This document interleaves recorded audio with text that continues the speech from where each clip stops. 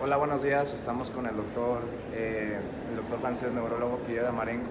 Él nos habló hace unos momentos sobre puntos generales sobre el ataque isquémico transitorio. Monsieur, bonjour. Bonjour. Je vous remercie de votre temps. On va très content. Nous sommes très contents de votre présence. Ma première question, c'est quels sont les principaux points de l'accident ischémique transitoire? L'accident ischémique transitoire, c'est quelque chose de vraiment très important pour le clinicien et pour le patient parce que 25% des AVC sont précédés d'une attaque transitoire.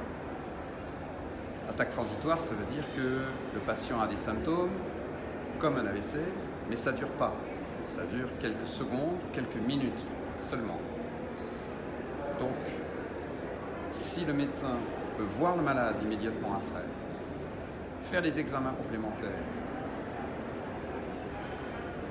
trouver la cause et la traiter, il va éviter l'attaque cérébrale. 25% des AVC sont précédés d'attaques cérébrales transitoires. Donc si on peut évaluer tous ces patients, on va éviter 25% des AVC. Et nous, c'est ce que nous avons fait à Paris. Nous avons mis en place en 2003, il y a maintenant longtemps, ça fait 16 ans, on a mis en place une clinique d'AIT qu'on appelle SOS AIT, SOS TIA, et on traite l'AIT comme une alerte thrombolyse. C'est une alerte AIT. C'est-à-dire que c'est une première urgence. Tout patient qui a un AIT est vu immédiatement. On lui fait une IRM cérébrale pour voir s'il y a une lésion ou pas. On lui fait une évaluation des artères carotides, du cœur, prélèvement sanguin, et on peut diagnostiquer la cause de cet accident ischémique transitoire. Une fois qu'on a identifié la cause, on donne immédiatement un traitement, et on a montré en 2007, et ensuite avec le TIA Registry que j'ai présenté au congrès, qu'on diminue de 80% le risque de faire une attaque cérébrale après un AIT lorsqu'on évalue le patient en clinique d'AIT. Donc les cliniques d'AIT devraient désormais être développées dans tous les pays et dans tous les stroke centers qui prennent en charge complètement les malades. Il faut maintenant des cliniques d'AIT dédiées. Et alors l'AIT, c'est quoi?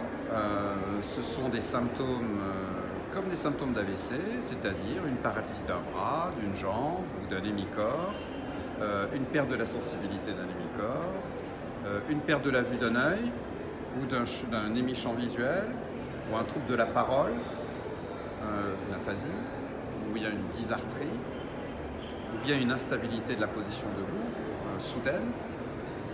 Tous ces symptômes-là durent quelques secondes, quelques minutes, voire une heure, et puis ils récupèrent en totalité. Il ne faut surtout pas que le patient dise oh, bah, c'est un coup de fatigue, ou ça va passer, voilà, c'est passé, tout va bien. Non, au contraire, c'est une alerte, c'est la fumée du volcan, avant l'éruption volcanique.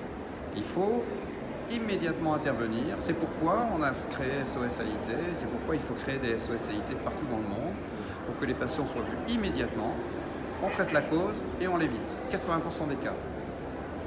Ça Oui, marche. Monsieur, tu as dit les risques pour un patient pour développer un deuxième accident cérébral. Quel est le risque pour un patient pour développer une deuxième attaque?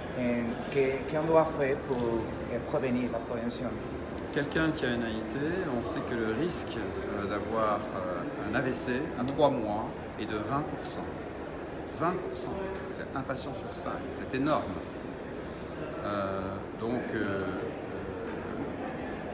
c'est maintenant que quand on traite les patients très tôt, très vite, on réduit ce risque aux alentours de 4%.